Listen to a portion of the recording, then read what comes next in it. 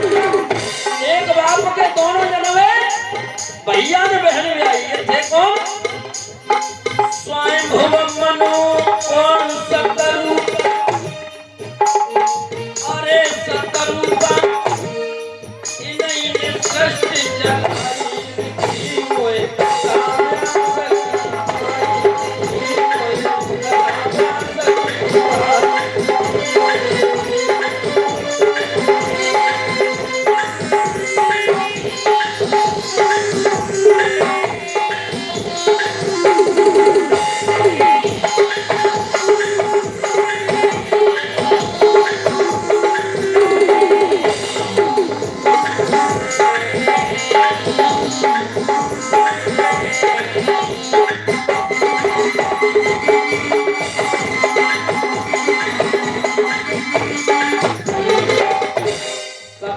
लिखी व्यास की भाई। एक बाप के दोनों जन्मे। अब ब्रह्मा जी ने देखा तो कहा ठहरो, अगर अभी से सृष्टि का सृजन शुरू कर दिया तो वो सृष्टि कहाँ रुकेगी। तब तक कहा क्योंकि सृष्टि का सृजन पैदा होते ही और रुद्र को भी बता दिया था। तो रुद्र ने कैसी सृष्टि रची तो उसे देखकर हमारी सृष्टि घबराने लगी। और अगर तुमने भी सृष्टि रचना कर दी तो अभी तुम्हारा अंतःकरण शुद्ध नहीं है, इसलिए तुम तपस्या करो। और तपस्या करने के बाद तब करना। बोले ठीक। तपस्या करने लग गए। 100 वर्ष तक इन्होंने दिव्य तप किया। जब 100 वर्ष तक तपस्या की, इधर ब्रह्मा जी ने देखा कि पृथ्वी अथाह जलराशि में डूबी हुई है। हिरण्याक्ष नाम का दैत्य दबा ले गया। तो ब्रह्मा जी के नासा छिद्र से छींक आई और एक बहरा शिशु और उत्पन्न हो गया। देखते देखते घड़ियों में हाथी के समान विशाल हो गया और वही भगवान का 12 अवतार हुआ और घोर गर्जना करने लगा। बोलिए 12 भगवान की। जब घोर गर्जना और देखते ही देखते आज अथाह जल राशि में कूद गया। जब जल के अंदर प्रवेश कर गया वही 12 और अपनी तीव्र दाढ़ों की नोक पर भगवान उस पृथ्वी को रख करके लाने लगे। हिरण्याक्ष ने इनका मार्ग रोका। भगवान ने उसको वहीं समाप्त कर दिया और समाप्त करने के बाद इधर पृथ्वी को जल के ऊपर स्थगित कर दिया और पृथ्वी का राज्य शासन मनु महाराज को दे दिया। स्वयंभू मनु के उत्तानपाद और प्रियव्रत नाम के 2 पुत्र हुए। आकुति और देवहूति नाम की, आकुति, देवहूति और प्रसूति नाम की 3 कन्याएं हैं। आकुति का विवाह इन्होंने रुचि ऋषि के साथ में किया और जब रुचि ऋषि के साथ में किया तो इनके यहाँ यज्ञ पुरुष का जन्म हुआ। यज्ञ पुरुष का जन्म हुआ यज्ञ भगवान का। अच्छा, आपने देखा होगा कि यज्ञ करवाते समय कहते हैं कि दक्षिणा रख लो। कहते हैं यज्ञ किया होगा और यज्ञ में दक्षिणा रखवाते। दक्षिणा का मतलब क्या? यज्ञ करो लेकिन दक्षिणा काहे को रखो? लेकिन दक्षिणा के बिना यज्ञ भी पूरा नहीं। अच्छा, है क्यों नहीं पूरा? क्योंकि यज्ञ पुरुष भगवान की पत्नी ही दक्षिणा है, तो इसलिए बिना दक्षिणा के यज्ञ पूरा नहीं होता। इसलिए दक्षिणा रखवाने का कारण यही है। और इधर देवहूति का विवाह कर्दम ऋषि के साथ में किया। कर्दम ऋषि के साथ में 9 कन्याएं। अंत में भगवान कपिल ने अवतार लिया, अपनी मां को सांख्य योग का ज्ञान दिया उन्होंने। और तीसरी कन्या प्रसूति का विवाह दक्ष प्रजापति के साथ में किया, जिससे 16 कन्याएं हुई। एक जगह तो 60 कन्याओं का भी वर्णन आया, लेकिन भागवत जी ने इस समय यहाँ 16 कन्याओं का वर्णन दिया।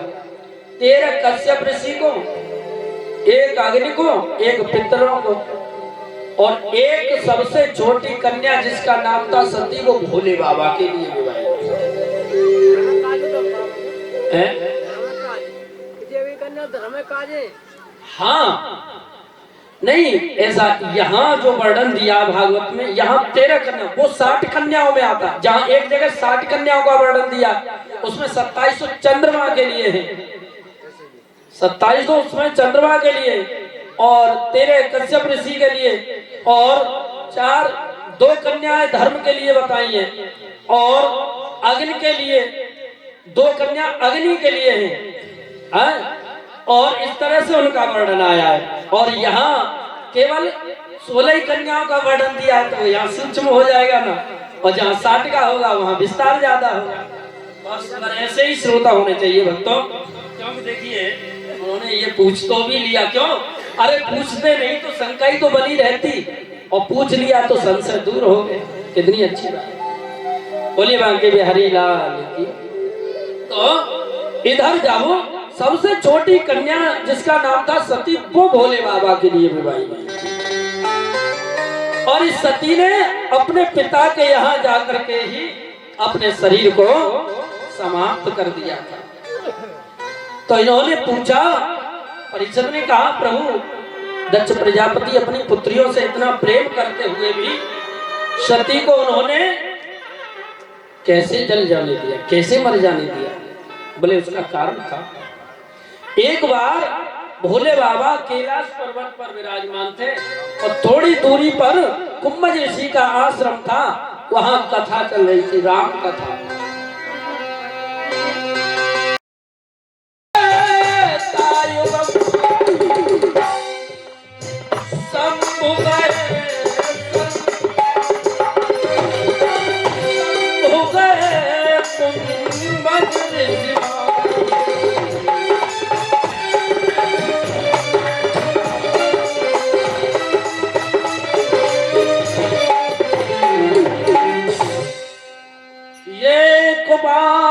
त्रेतायुग माही और शंभु गए कुंभज ऋषि।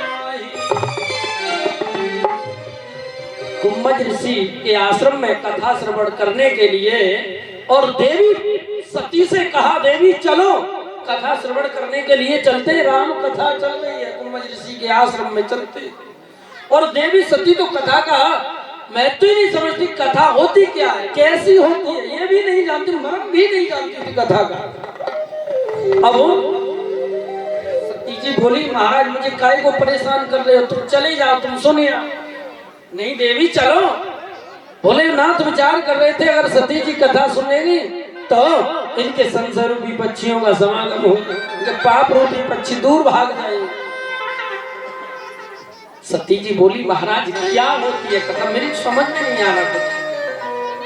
कहा भगवान की कथा बड़ी सुंदर होती है देवी। और कहने लगे कि राम कथा सुंदर करतारी और संशय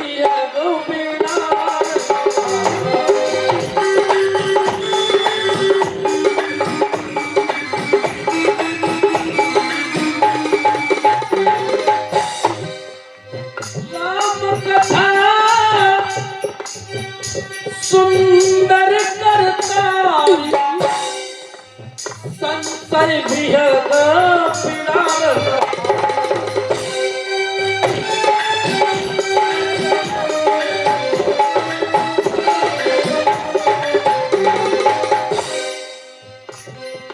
भगवान की कथा को सुनने से पाप रूपी पक्षी भाग जाते हैं, जैसे एक पिकअप पर बैठे हुए पक्षी तारी बजाने से भाग जाते हैं, वैसे ही कथा सुनने से हमारे पाप रूपी पक्षी भाग जाते हैं। लेकिन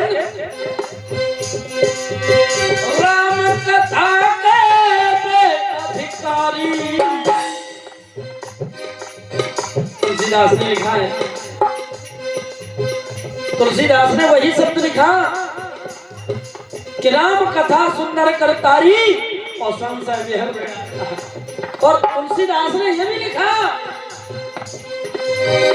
राम कथा के अधिकारी जिनको है सत्संग। बाबा जी ने यह नहीं लिखा कि राम कथा के सब अधिकारी, क्यों? इस इस कथा का सबको अधिकार नहीं है, सबको इस कथा का अधिकार नहीं है। इसलिए नहीं तो बाबा जी को लिखने में क्या देर होती, वो तो लिख देते सब अधिकारी, लेकिन सबको अधिकार नहीं।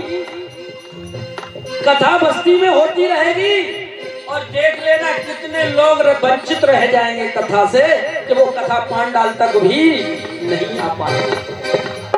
क्यों? उनके लिए कथा है नहीं, उनके लिए कथा है नहीं, इनके भाग्य में नहीं होती है तो होती नहीं। एक बार हम जिला एटा में कथा करने के लिए गए और जब कलश यात्रा हुई, भैया क्या पूछते, इतनी बढ़िया तरह से कलश यात्रा निकाली कि वहां हमने एक विशेषता देखी। इतने अस्त्र शस्त्र हमने किसी कथा में अपनी में नहीं देखे जो हमने जिला एटा में देखे थे। कि जब कलश यात्रा हो रही थी तो दुनिया के लोग तो बाजे और वो करते हैं, तुम्हारा बैंड वगैरह करते हैं, बग्घी करते हैं, घोड़ी करते हैं, लेकिन उन लोगों ने हमें गाड़ी में बिठाया। भैया 10-5 अस्त्र शस्त्रधारी आ गए और ठाई ठाई बंदूक पे चल गए। बंदूक इतनी तेजी से चले कि ये मालूम पड़े मानो दिन में डकैती पड़ रही हो।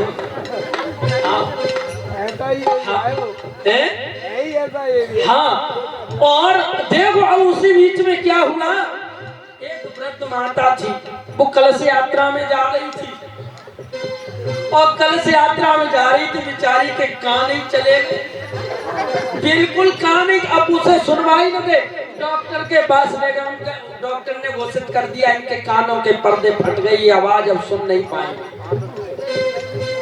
कथा हुई और जब लास्ट दिन कथा को विश्राम दिया हमने, कथा समापन हुई और फिर उन्होंने अपना वही रूप दिखाया।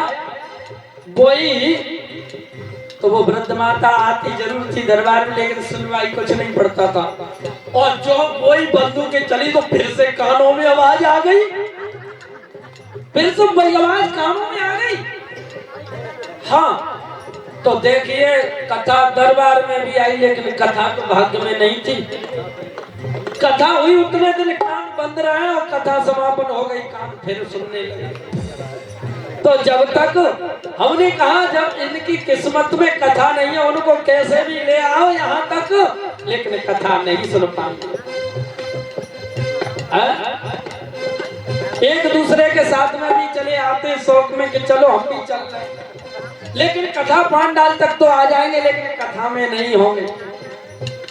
ये बड़ी विशेषता है कि जहां है कथा पांडाल में तो कथा पांडाल में नहीं होंगे, और जिस जगह नहीं होना चाहिए उस जगह होंगे, और जिस जगह होना चाहिए उस जगह नहीं होंगे। तो ये दोष उनका नहीं, उनकी किस्मत में कथा है नहीं। क्योंकि जहां हम बैठे वहां पूर्ण रूप से हमारा ध्यान हम वही होने चाहिए। ऐसा नहीं कि हम यहाँ बैठे हैं, कल्पना करें मथुरा में बैठे, मथुरा में बैठ गए, जाके मथुरा में बैठ गए, फिर जाकर के कल्पना कर रहे हम तो दिल्ली में हैं। तो भाग रहे, जहाँ है वहां रहने की कोशिश कीजिए, रहने का प्रयास कीजिए। जहाँ जिस जगह पर हम हैं उसी जगह पर रहिए, भागो मत।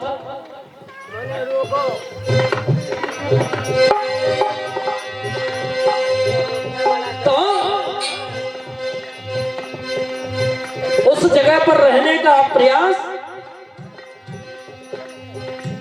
केवल हमें स्थिरता बनानी होगी, अपने अंदर स्थिरता।